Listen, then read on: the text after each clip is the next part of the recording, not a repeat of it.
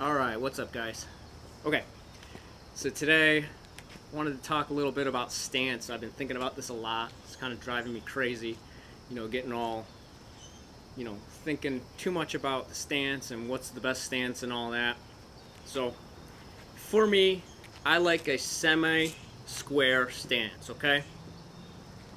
And the reason I like this is because I get a full range of head movement.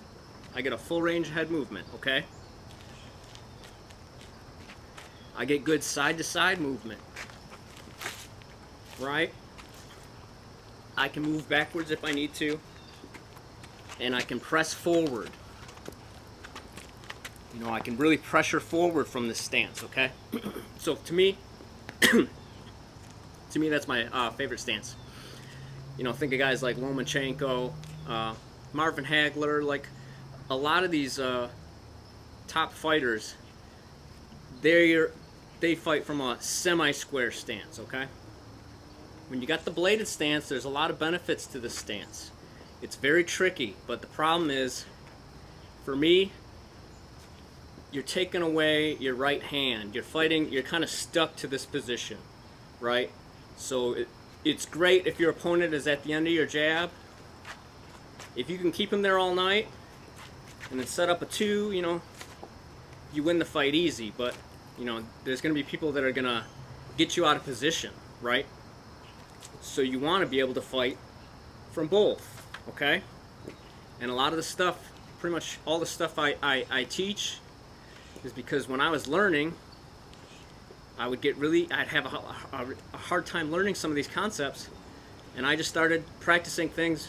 I didn't want to get, all worked up before bed. I just showered or whatever from coming home from the gym, and I would just stand there completely squared up.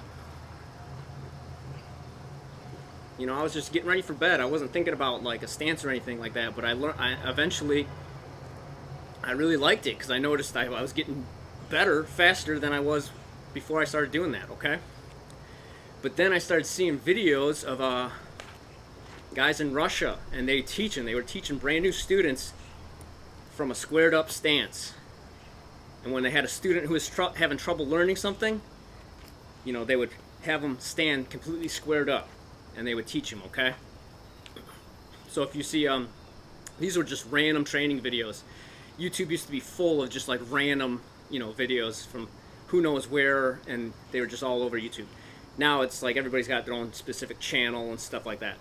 So, cool place to see some Russian style boxing school is RAB, R-A-A-B boxing school. And then there's the Russian School of Boxing YouTube channel. So there's 2 different YouTube channels. There's other ones, but those are 2 of my favorites. The Frolov School, so he's the Russian School of Boxing guy, and he calls that a frontal stance, and he'll teach students out of this stance, okay? So going back to the whole concept of stance, I think of a spectrum, right? You got a really bladed guy. I think of like Mayweather. He's got the lead arm down because it's hard to keep your lead arm up when you're really bladed like this, okay? So you put the arm down here, right? So you got a guy like Mayweather, very bladed, right? So what can he do from the stance? He can press forward. He has great backward movement, right? Mayweather moves back a lot. Anytime he doesn't want you to touch him, he baits you, and he just takes a little step back, and then he eventually starts countering off that, okay? Head movement. A big mistake, I think, for me, when I was fighting out of a bladed stance is I'd try to move my head like this, like Tyson, side to side. But what you're doing is you're just putting yourself in the line of fire.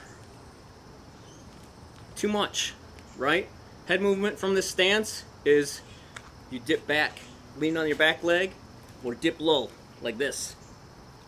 Bend at the waist, right? People say not to do it, but from this stance, you've got to learn how to do it. Keep your eye so you can still see where the punches are coming from. Don't stand up until you're safe. You can avoid any punch by dipping low like this, and then you pivot away, or you crash in, right? Dip low, he's still there throwing. Smash in, grab him, you know, take it from there. But, you know, that's the thing is you just don't want to, you don't want to come back up into the line of fire once you've gotten away from the punch, okay? So from that bladed stance, it's very tricky because now someone fighting you has to be in position to punch you, right? That's what gives a lot of people problems. So if you look at the feet, watch some fights in slow motion and watch their feet, right? You got to be in position to punch someone who's standing like this. So what I mean by that is this.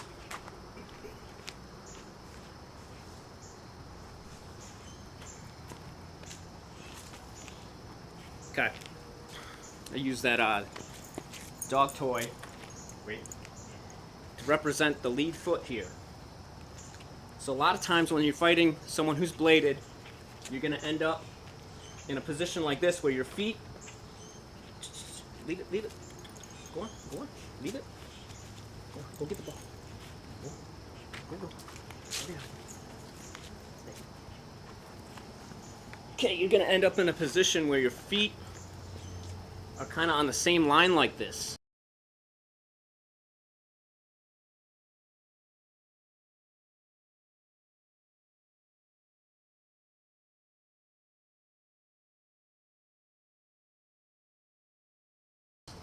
Right?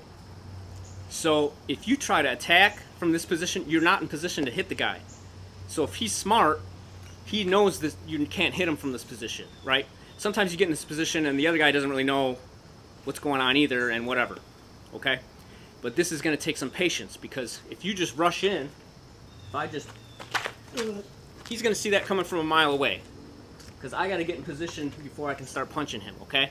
So if you just jump in, you're going to get countered probably, most likely. And most likely that's what he's waiting for you to do. So if you get in this position like this, you know, what you could do is you just pull away and reset, right? Another thing you could do, you can step this way, try to get to the outside of him like that, okay? So he might spin with you, you know, but either way, it resets the position. What else you can do? You can get a little distance and start circling until you can get back to a position where your lead foot is in between each other's legs. That's kind of where you're almost lined up with each other. You got your jabs are lined up with each other, and it's basically from one tiny step, you guys can get in a position where you're throwing, okay?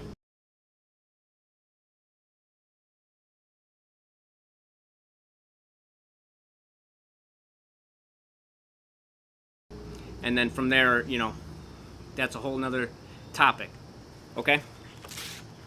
But think about it. Watch some fights. Pay attention to their feet. When the feet are lined up like this, you know, you might be able to feint and get him to lunge in, and then you get the counter, okay? So there's just different things to think about with that foot positioning from the bladed stance. That's one of the things that makes the bladed stance so tricky. At least for me, that's what I always found tricky about it. Until you really start kind of thinking about like the positions and why it's hard to hit someone like that, okay? So, another thing about practicing things squared up is not everybody wants to box with you, okay? That's why there's different styles. To me, every person has their own individual style. That's why there's so many different styles of boxing, all right? You got guys who train by the same trainer, taught all the same stuff, and they still end up fighting a little different, okay? Because it's everything's personal, all right? But what makes Mayweather so great is that he can fight from the bladed stance. He can square up and walk you down. He can fight from this middle position, you know, when he baits. He leans into more of a semi-square stance to bait, you know. So that's what you want to do. You will have a favorite, but you want to practice all of these stances, right? So there's three. Basically, you got the completely squared up. Think Mike Tyson, right? I think of a spectrum. You got Mayweather, super bladed. You got Tyson on the other end of the spectrum. And then there's everything in between, okay? So Tyson, very squared up, right? He'll get kind of semi-square when he's moving in sometimes, but then he's very squared up, okay? So you want to be able to fight from these positions, right? Because they have different pros and cons, right? We talked about the bladed stance. Now this completely squared up stance, you know. I like to think of it as a pressure, more of a forward moving. Your center line is exposed, yeah, but you want that bait to draw these punches, right? He's going to throw long punches to keep you away, and that's what you want. So if this stance is good for a shorter opponent, because you're giving him something to throw at. You can close up, you can shell, you can block, you got good head movement, full range of head movement, okay? But you want to be pressuring forward. You want to get close enough so you're just in range, and then you can you can throw your shots, okay? But you can use his punch as the first punch of your combination. That's kind of the point of the stance, right? You're feigning. You can throw jabs and stuff, feints, but when he throws, think of 1, 2, 3. He throws. That's my one. So I feign. He throws a jab. So 1, 2, 3. Okay. So the first punch of my combination is the punch he threw at me. So think of that. All right. That's kind of how I think of that stance. But I also like it because it gives good side-to-side movement, all right? People talk about peekaboo, and they say because you go like this, peekaboo, okay? But I interpreted it as, now you see me, now you don't, because I'm moving off to the sides. Boom, okay? So that's how I think about that stance, all right? You got full range of head movement. You got power in both hands. Right? Your vision, you're directly looking at your opponent. You got good side-to-side movement. Right? And if, you know, you got to be unpredictable. If you're only going forward and stuff, you might need to go back sometimes, okay? And you can do that. All right, we're back. So, from the squared up stance, right? If you need to go backwards, you can feint, and then maybe you take a half step back, a step or two back, and then, you know, you get back on your forward pressure, okay? So you got, it's a good movement. You got a lot of movement from the stance, okay? Whereas in bladed, you're kind of hoping on keeping him at the end of your punch here, at the end of your jab, right? So it's just different concepts, right? But someone like Mayweather, he can fight from either, right? He keeps you on the end here. Then eventually, if you do get on the inside, and he tears you up, his infighting is brutal, okay? And that's what people kind of forget about him, is once you do, you know, once you do get close enough to pressure him, and it's not, you're gonna think twice about doing it again, okay? Because he makes you pay when you get close, okay? So another thing about this square stance that you want to practice from this stance is, you know, like I was saying, not everybody wants to box with you, right? Not everybody wants to be tricky and stay on the outside and try to keep you away, right? There are people that are gonna pressure you forward and use a semi-square, a square stance, and their whole game is to get close, and get you out of position, and rough you up, all right? So this is it's a fighting stance. You got boxing and fighting, right? You got to learn how to do both, okay? So if you think about it, even if we're just about in position, jabs are lined up with each other. My lead foot is basically in between his legs. His lead foot is basically pointed in between my legs. So we're getting in this position where we can both throw, you know, we can both get jabs and set up right hands, okay? But what happens is, once you kind of set up your shot, look, our hips are basically squared up. You get here, then you get out, okay? Or you get in close, all right? So that's why you want to learn this squared up position, because when you do get, you know, when you do move in on someone, even if you are both bladed, you get in that position, and then boom, we're basically standing completely squared up. We just got there by moving kind of sideways towards each other, right? As you're circling, boom, I land the right hand, and now we're basically squared up with each other, right? So you have to turn your shoulders, you have to square up to throw these combinations, right? That's what they call fighting off the front foot or the back foot, right? I didn't even change my feet. Here I look more bladed. I look farther away. I look closer, more squared up, right? But I didn't change my feet. That's why I like the semi-squared stance. I'm kind of squared up. I'm kind of angled. I'm about 30, 45 degrees almost. Not quite. My hips are turned that way. That way I get the front foot. I can front foot pressure. I can lean back on the back foot. Counter. Shoulder roll. Be more defensive, alright? So, I'm sure you probably have your own preference, but blend these different concepts. Try them out. Blend them together, right? You watch your favorite fighters, you're going to notice most of them are probably more semi-bladed than completely bladed. Okay? And if another thing, I was watching some Joe Louis. You know, he's kind of semi-bladed, maybe a little more bladed on the back foot here. And in the beginning, early rounds, they mostly had their feet kind of on the same line, so they're not really in position to hit each other.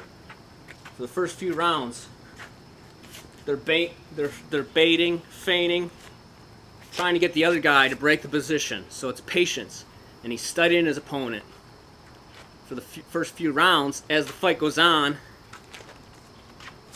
and he's more confident, he's got a better read on the opponent, he knows the guy's more tired, so he's not as fast. Then they start getting more in this typical front foot. Basically, my front foot's pointed at his center line. His is pointed at mine. All it takes is a little half step, and we're squared up, ready to throw, okay? So you gotta be unpredictable. You gotta be smart, right? So these are just different concepts. Start watching fights in slow motion. Watch their feet. Watch how they stand. Pause the video every now and then, and look and see how they're standing in relation to each other, right? Think like if you're studying a fighter, and you pause the video and think like, what would I do in this situation? Push play and see if you were right. Push play and maybe think about what he did and why it was good, why it was bad, all right? Start thinking about these kind of things. This will really increase your fight IQ. All right? So another thing to think about. When I was sparring, I used to think like, feint a guy, and you see he drops his hand, and I think, okay, I'm going to feint him again and counter, all right? And sometimes it would work, sometimes it wouldn't. And I would notice that I was thinking in words, okay? This is a kind of strange concept, but I think the best athletes in the world, they have the reputation as athletes are not smart, which I don't think is true. I think they just think differently than most people, right? So I think that if you think in pictures, okay? So instead of feinting a guy, seeing he drops his right hand and thinking, okay, I'm going to feint him again and throw the right hand, think about, just visualize it. I used to just visualize. Eventually I learned to just, boom, I see he drops his right hand, and I would snap an image of that same thing, boom, and me countering him, okay? So now you got these images in your head instantaneously, because these words take time for your brain to think. Like you get hit and think, oh my gosh, I don't want to do that again. That was a mistake. That's way too much, and you're being negative towards yourself. So another thing, I would never think, no, don't do that. I would try to eliminate, like, that was wrong, no, I broke the rules. I tried to eliminate that kind of thinking, all right? And then I eventually got to the point where I was thinking in pictures, right? I'd think, okay, he's got a low lead hand, and I would just visualize myself, boom, boom, boom, boom, taking advantage of it, right? So just something to think about, okay? So This is just kind of a rant video. These are just things that I've been thinking about, kind of driving me crazy, you know, and hopefully this clears up some of the confusion that you might be having about the same kind of concept, right? So I like to not think of right and wrong. There's situations. Everybody's got their own style. All these teachers, all these coaches, you know, you take what you think is right. Sometimes there's something you think is wrong, and then there's years later you understand what the concept was and how to apply it. You know, instead of just, oh, this is right and this is wrong. You know, Bruce Lee, you take what you think works and throw out everything else, all right? But keep an open mind. Everybody's got their own style, right? That's what makes this so exciting. But, you know, I get it. It is exciting and it is fun to trash on other people, right? That's part of the game. That's since day one, you know. That's why I like boxing, because it's like a kung fu movie in real life, right? There's a million styles. They all hate each other. To get the good stuff, you got to go to some old grumpy master who's going to beat the crap out of you for 6 months before he teaches you anything good. And everybody who trains it is out for revenge, right? So that's really what I loved about boxing. It was like a real-life kung fu movie to me. And all the styles are different. Everybody's got their own unique style. But try to learn as much as you can from everybody, right? Keep an open mind. Try these things out. Watch video in slow-mo and ask yourself why, okay? When someone's teaching something, you know, don't poo-poo it right away. Think about it, right? There are concepts. Sometimes something might not work for you because of how you like to stand, but try different stances, right? You got to practice things completely squared up. You got to practice things bladed. Southpaw. Practice your southpaw stance if you're orthodox, right? Marvin Hagler used to come out, usually he'd come out southpaw against an orthodox fighter. Why? Because an orthodox fighter is going to be more tempted to rush in when he's fresh against a southpaw. So he gets a chance to study his opponent, wear him out from a southpaw position where they are less likely to commit to attacks, okay? And then once he gets him worn down, just like Joe Louis, then he might switch to orthodox, get more in this position here, where you're just one little step away from being able to throw on each other, okay? So think about that. You know, you got Crawford switches, right? And I think in the next 5-10 years or so, it's going to be a bigger concept. Maybe not completely switching, you know, but the ability to like get in a position like Willie Pep, Mike Tyson. They didn't care which foot. You know, once they were on the attack, it didn't matter which foot was forward. You know, Marvin Hagler, he gets these angles because he's comfortable from both stances, right?